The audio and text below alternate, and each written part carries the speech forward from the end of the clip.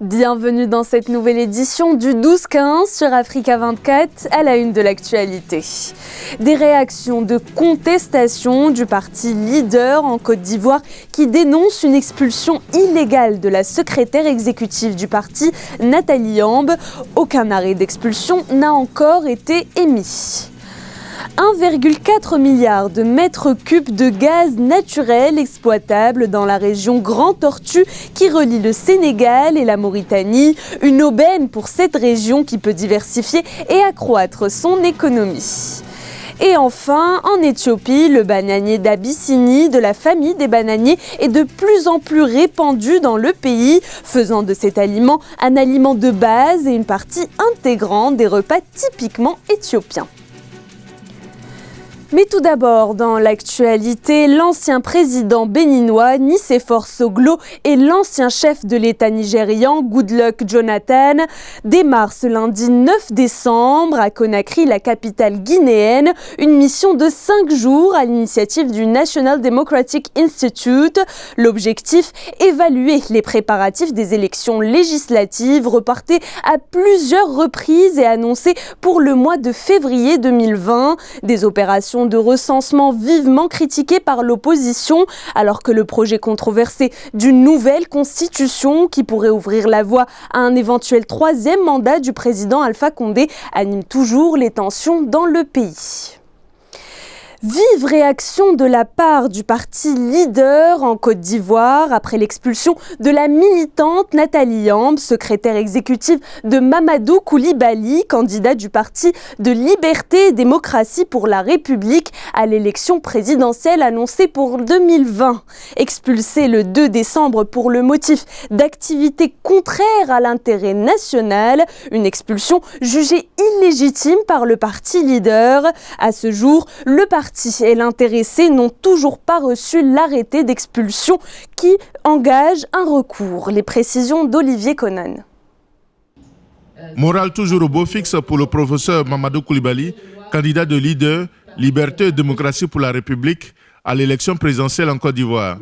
Sa conseillère exécutive Nathalie Yambe, de nationalité camerounaise et suisse, a été expulsée de Côte d'Ivoire pour activité contraire à l'intérêt national le 2 décembre 2019. Une expulsion en violation des lois selon Mamadou Koulibaly. Elle a demandé une copie, ils ont refusé de donner.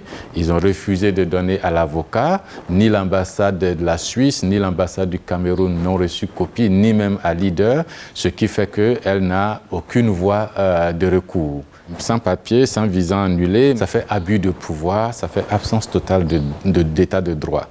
Mamadou Koulibaly s'insurge également contre le refus du chef de l'État ivoirien de réformer la commission électorale indépendante et sa volonté d'augmenter la caution pour être candidat à l'élection présidentielle.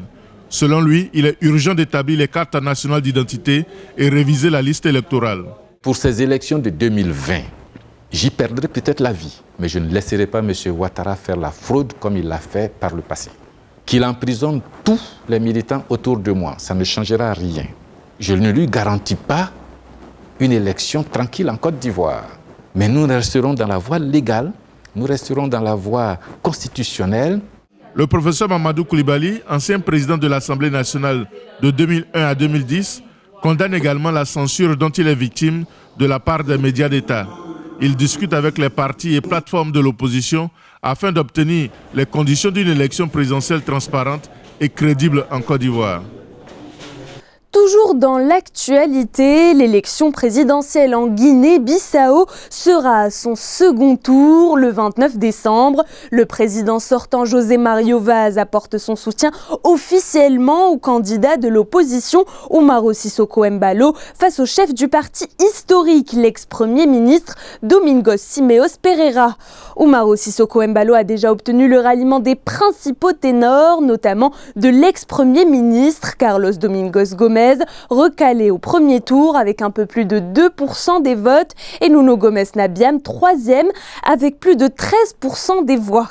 Notons que la campagne présidentielle pour le second tour commence le 13 décembre pour s'achever le 27 décembre au soir. Plus d'1 milliard de mètres cubes de gaz exploitables, ce sont les estimations de la perspective d'exploitation au gisement transfrontalier offshore Grand Tortue entre le Sénégal et la Mauritanie. Des données publiées par la société British Petroleum qui chiffra 1,4 milliard de mètres cubes de gaz naturel dans la région. Les précisions de Philomentine. 1,4 milliard de mètres cubes de gaz naturel sont les nouvelles données du gisement transfrontalier offshore Grand Tortue à cheval entre le Sénégal et la Mauritanie, selon la société BP British Petroleum chargée de l'exploitation.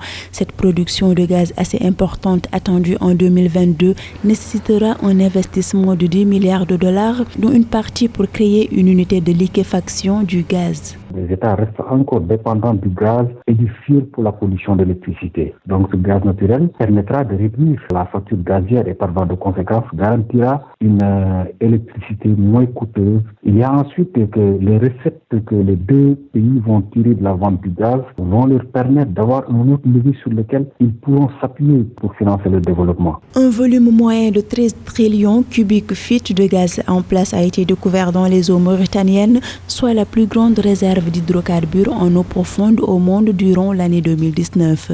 Par ailleurs, ces réserves en présence sont suffisantes pour transformer la Mauritanie et le Sénégal en exportateurs nets de gaz naturel, tout en assouvissant les besoins électriques et gaziers des deux pays. La manne financière qui sera tirée de la commercialisation du gaz permettra, de mon point de vue, à ces pays d'envisager l'avenir avec beaucoup plus de sérénité. Ce projet est une excellente occasion d'envisager un avenir en commun entre les deux États. Le Sénégal et la Mauritanie ont décidé en avril 2016 de développer ensemble les ressources gazières du complexe Grand Tortue situé à cheval sur leurs frontières maritimes. Dans le reste de l'actualité, le Premier ministre du Soudan, Abdallah Hamdok, a annoncé ce dimanche 8 décembre le retrait de 10 000 soldats du Yémen. Le chef du gouvernement de Khartoum a également déclaré qu'il n'y avait pas de solution militaire à la guerre qui dévaste le pays depuis 2015. Notons que le Soudan avait compté jusqu'à 40 000 soldats enrôlés dans la coalition arabe qui combat aux côtés du gouvernement du président Adrabo Mansour Hadi contre les rebelles Houthis. Avec le retrait de ces 10 000 soldats soudanais, il n'en restera plus que 5 000 présents sur le terrain. L'objectif étant de retirer à terme tous les soldats soudanais du conflit.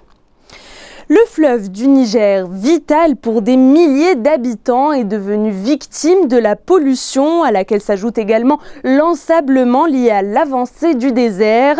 Un phénomène à l'origine des inondations cycliques tant redoutées par les populations. Il faut donc désensabler ce fleuve pour sauver ce cours d'eau.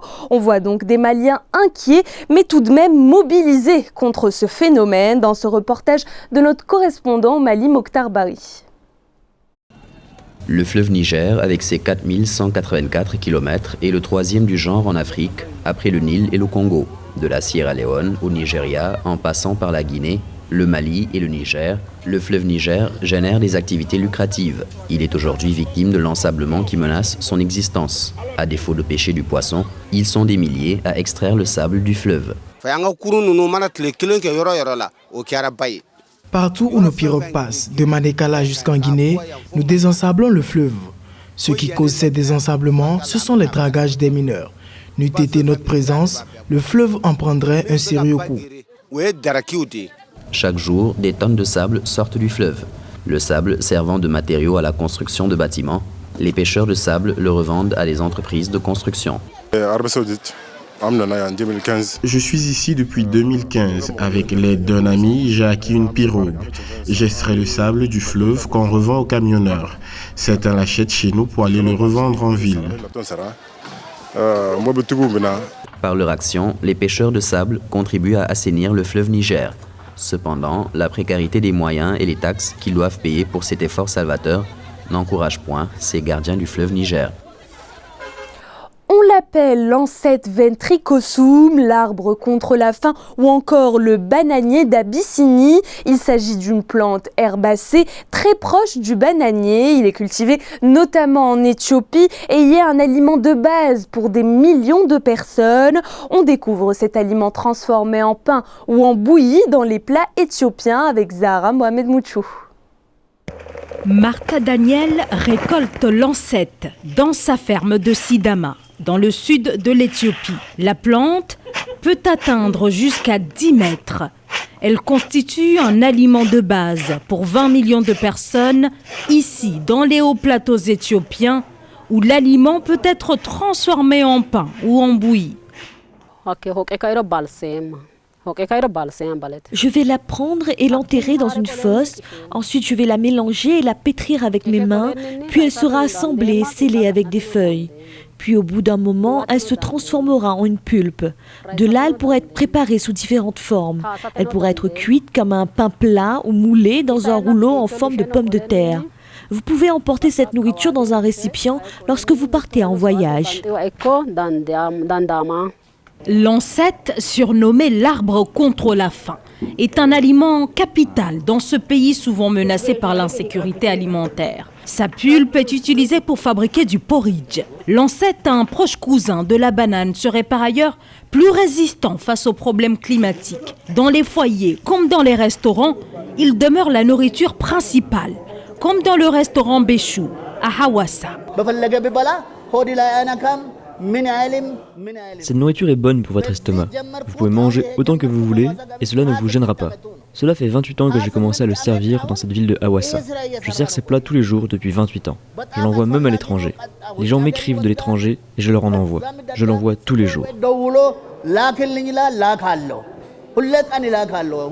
Les scientifiques qui effectuent actuellement le séquençage de l'ADN dans des centaines de variétés espèrent que Lancet participe au renforcement de la sécurité alimentaire dans d'autres pays, comme en Zambie ou au Malawi.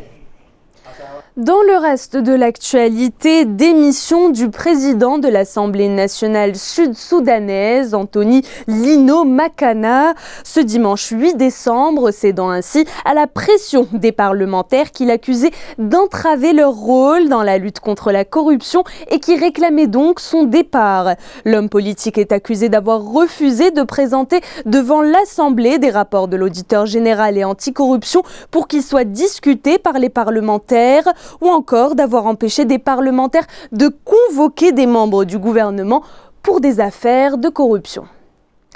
C'était le journal de la rédaction. Merci de votre fidélité. Dans un instant, une nouvelle édition de l'information sur Africa 24.